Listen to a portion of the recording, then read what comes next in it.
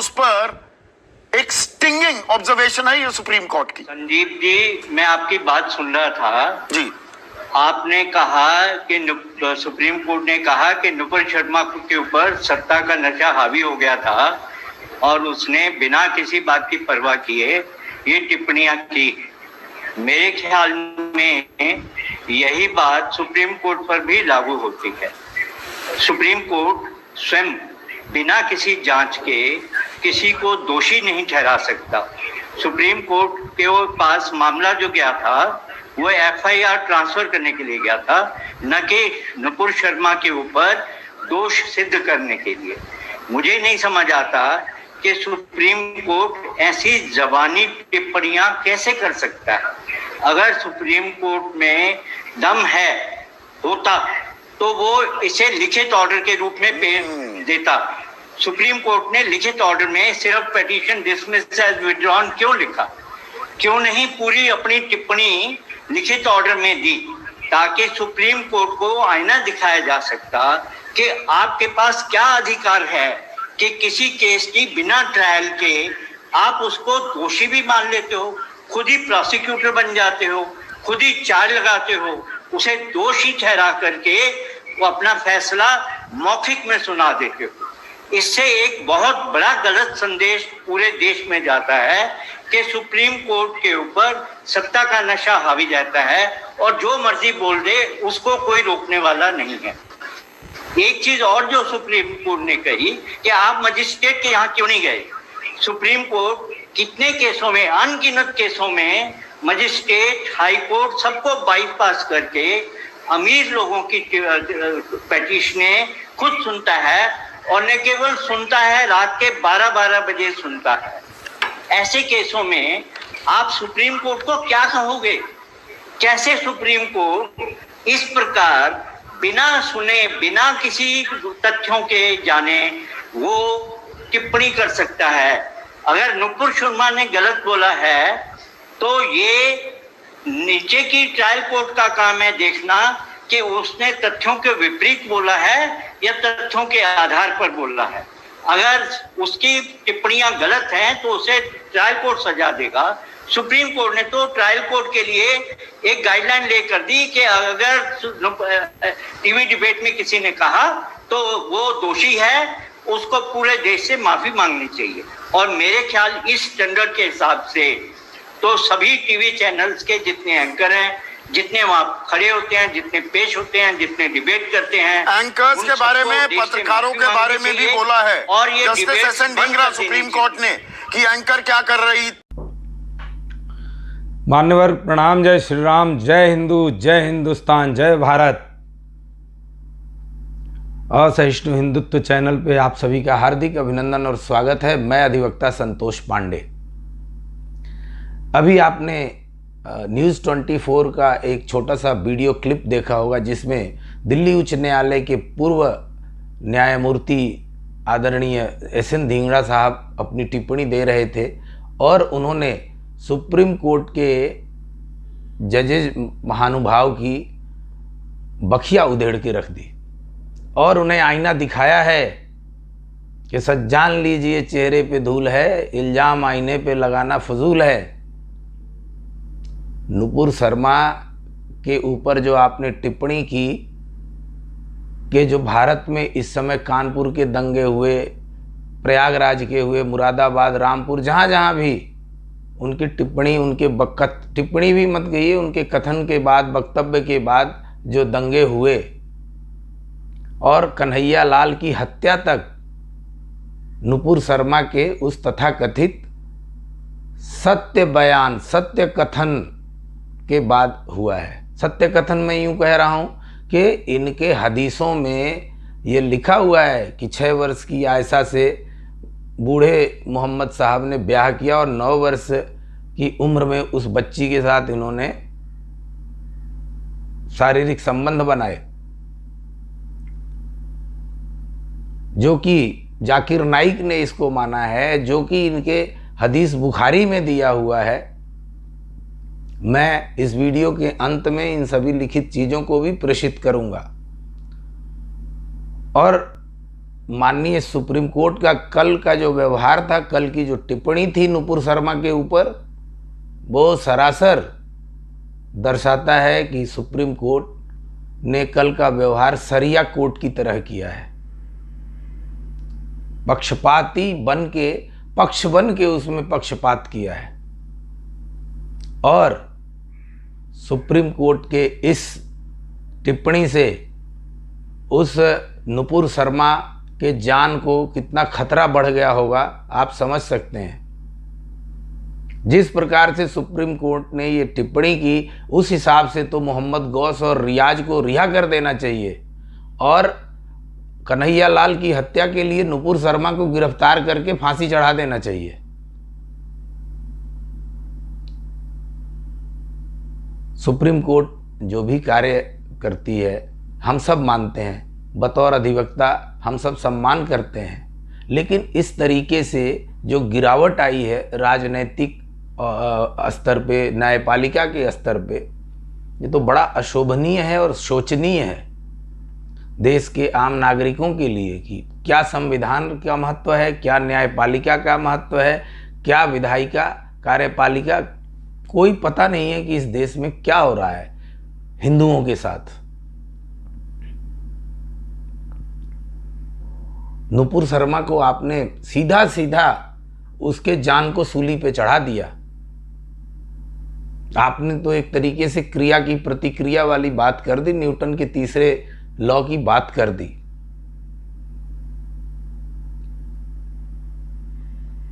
Justice Dhingra ने कितनी सही बात कही है कि अमीरों के लिए यही सुप्रीम कोर्ट सबको बाईपास करके रात के 12 बजे जो है कोर्ट खुलवा के और सुनवाई कर देता है। और नुपुर शर्मा क्या करने गई थी? वो तो क्लब करने के लिए कि हमारे ऊपर जो तमाम मुकदमे हैं, हमारे जान माल को खतरा है, तो एक किसी जगह पे क्लब कर दिया जाए, क्योंकि मैं कहीं जाऊं और कुछ हो जाए तो कोई पता नहीं है।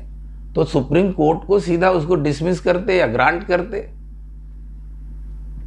इस टिप्पणी की तो कोई ज़रूरत नहीं थी। मुझे दांत में दर्द हुआ, मैं गया डॉक्टर के पास, उसने लीवर, किडनी, मेरा हृदय, फेफड़ा सब देख लिया, सबके बता दिया घुटने में दर्द क्यों है, फलाना है, ये है, वो है, मतलब सबको जोड़ कह दिया जो तुम्हारे दांत में दर्द है, तकलीफ है, वो इनके वजह से है। अरे भैया, दांत उखड़वाने के दांत का करो, कर सकते हो तो करो, नहीं तो मना कर दो, किसी बड़े डॉक्टर के यहाँ रेफर कर दो। नहीं साहब। और कमाल की बात ये है, मैं तो सुप्रीम कोर्ट के इन टिप्पणियों पे हैरान रह जाता हूं। और ये कोई आज की बात नहीं है, मैं आपको सिर्फ 2 दृष्टांत देता हूं और फिर नुपुर शर्मा के मुकदमे की बात करता हूं कि क्यों सुप्रीम कोर्ट या इस देश की जो राजनीतिक व्यवस्था है, विधायिका कार्यपालिका है, वो क्यों हिंदुओं के प्रति इतना असहिष्णु है, पक्षपाती है मुस्लिमों के लिए। सबका व्यवहार ऐसा है कि भाई किसी मुस्लिम का नाम नहीं लेना है। अगर कहीं कोई दंगा हो गया, 2 मुसलमान मर गए, तो राहुल गांधी, फलाना जी, ढिकाना जी, अरविंद केजरीवाल सीधे हिंदुओं का नाम ले लेके हिंदुत्व को और हिंदुओं को ढोंगी, पाखंडी, गुंडा, बदमाश बता देते हैं। लेकिन अगर मुस्लिमों ने किया है, अभी तत्कालिक घटना उदयपुर की, किसी ने उन दोनों मुस्लिमों का नाम नहीं लिया, गौस और रियाज का, सिर्फ कहा कि ये बहुत बर्बरतापूर्व घटना है, हम इसकी निंदा भर्त्सना करते हैं। नाम लेने की मजाल नहीं हुई किसी की। ये इस देश की रवायत बन चुकी है साहब।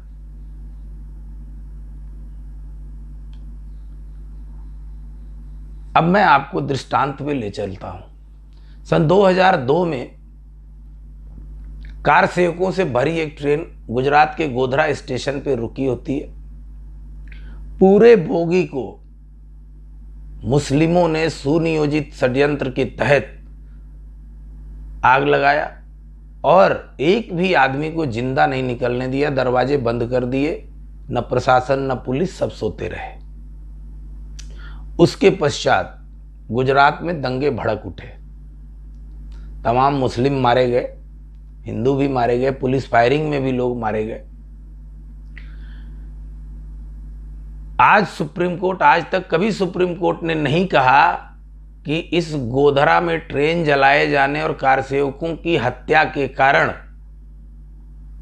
दंगे हुए, मुस्लिमों की मृत्यु हुई, उनकी हत्या हुई और ये मुस्लिम लोग ही दोषी हैं। क्या आप गोधरा ट्रेन कांड के मुख्य आरोपी का नाम जानते हैं? नहीं ना, 100 में से एक आदमी भी नहीं जानता होगा। मैं अधिवक्ताओं की बात कर रहा हूँ, आम आदमी की बात छोड़िए। लेकिन उन दंगों में जेल कौन कौन गया, 20 साल तक किन किन के खिलाफ कार्रवाई हुई, आपको सबको उंगलियों पे नाम याद होगा। अमित शाह, माया कोडनानी, बंजारा और अन्य पुलिस अधिकारी जेलों में गए। अमित शाह को तो तड़ीपार भी किया गया।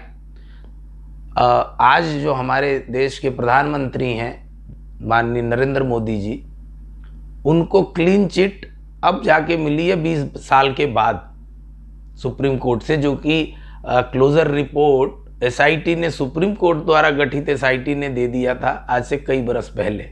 और फिर भी वो तिस्ता सीतलवाड़ और जो शबनम हाशमी, वो जाकिया जाफरी, एहसान जाफरी की पत्नी, सुप्रीम कोर्ट में गए, उन्हें लताड़ लगी और कोर्ट ने कहा कि ये जानबूझ करके फंसाने की कोशिश की है फला फला अधिकारियों ने।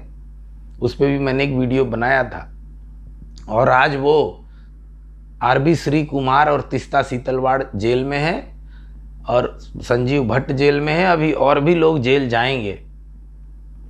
आफ्ताब आलम, जस्टिस आफ्ताब आलम की बेटी शाहरुख आलम भी जेल जाएगी और जाना भी चाहिए। लेकिन कोई भी जो परसेप्शन होता है, नरेटिव होता है, वो सारा नरेटिव हिंदू जनमानस के खिलाफ है। किसी सुप्रीम कोर्ट, हाई कोर्ट ने नहीं कहा कि ये क्रिया की प्रतिक्रिया है, गोधरा में ट्रेन जलाया गया इसलिए ये दंगे हुए, इसमें फलाना मुस्लिम, फलाना खान इसमें इन्वॉल्व था। आज तक किसी नेता की मजाल नहीं है कि वो नाम ले सके। दूसरी घटना पे आते हैं। शाहीन बाग में जो कार्यक्रम चला और पूरे दिल्ली को एक तरीके से अपहृत कर लिया गया, किसी सुप्रीम कोर्ट ने वहाँ कुछ नहीं किया। कोई सुओ मोटो स्वतः संज्ञान लेके इनके खिलाफ कार्रवाई का आदेश नहीं दिया, ना कोई टिप्पणी तक नहीं की।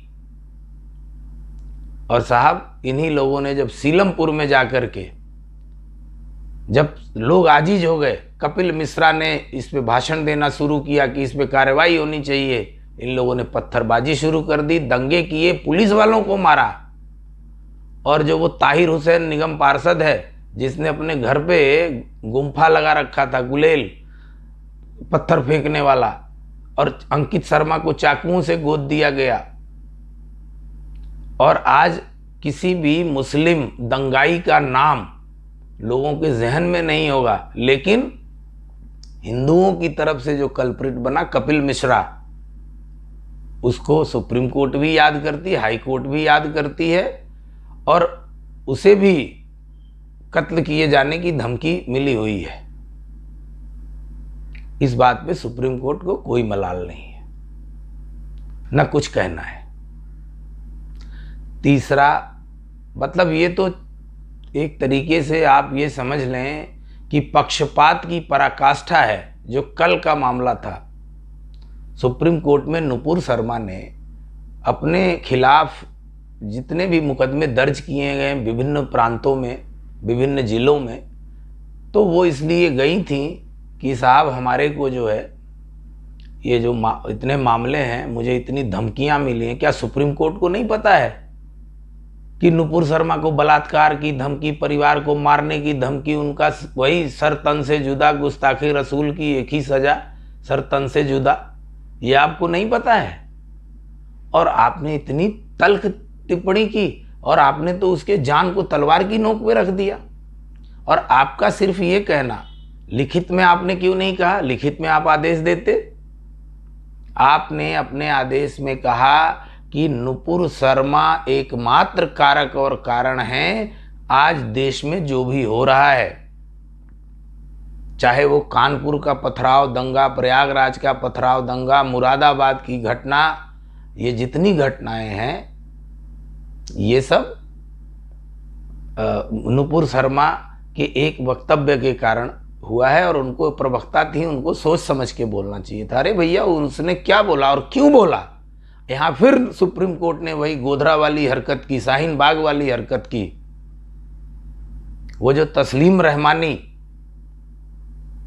जो डिबेट के दौरान जिसने कहा कि जो शिवलिंग है, चूंकि अकल तो इनको होती नहीं है, जाहिल लोग होते हैं, नहीं हिंदी का ज्ञान न उर्दू का ज्ञान, जो ये कहता है कि शिवलिंग का मतलब शिश्न अर्थात जननेंद्रिय, पुरुष जननेंद्रिय।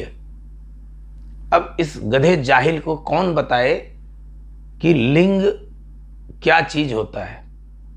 लिंग प्रतीक होता है, सिंबल होता है किसी भी चीज के लिए। जैसे आपने कहा कि बिजली बत्ती गुल हो गई, मतलब वो स्त्रीलिंग है। उसका प्रतीकात्मक जो शब्दार्थ है वो है कि वो स्त्री, वो स्त्रैण है। इसी प्रकार जब हम कहते हैं कि बंदूक उठाओ, तो वहाँ बंदूक पुल्लिंग है, और गोली चलाओ, गोली चली, वो स्त्रीलिंग है। इसी प्रकार तीसरा होता है नपुंसक लिंग, जिसे न्यूट्रल जेंडर बोलते हैं। तो हर वस्तु के लिए 3 लिंगों का प्रयोग किया जाता है, पुल्लिंग, स्त्रीलिंग, नपुंसक लिंग, यानी masculine, feminine and neutral gender. तो लिंग का मतलब ये नहीं होता है कि जननेंद्रिय।